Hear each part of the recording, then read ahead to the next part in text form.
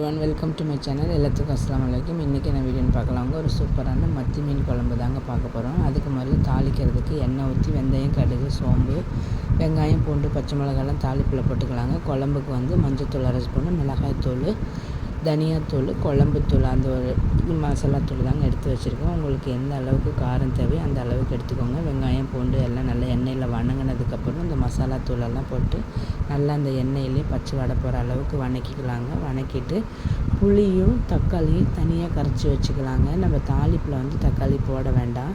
இந்த மாதிரி ஒரு டைம் செஞ்சு பாருங்கள், செம்ம டேஸ்ட்டாக இருக்கும். தாளிப்பில் தக்காளி நல்லா பிசைஞ்சு அதையும் போட்டு ஊற்றிக்கோங்க.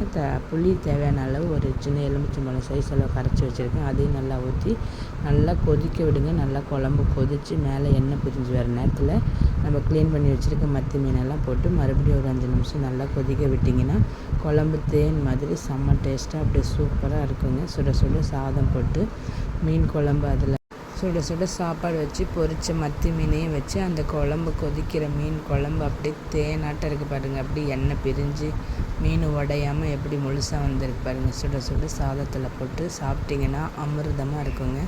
நீங்களும் இந்த மாதிரி ட்ரை பண்ணி பார்த்துட்டு எப்படி இருந்துச்சுன்னு கமெண்டில் சொல்லுங்கள். இந்த வீடியோ உங்களுக்கு பிடிச்சிருந்தால் லைக் பண்ணுங்கள், ஷேர் பண்ணுங்கள், சப்ஸ்கிரைப் பண்ணுங்கள். தேங்க்யூ.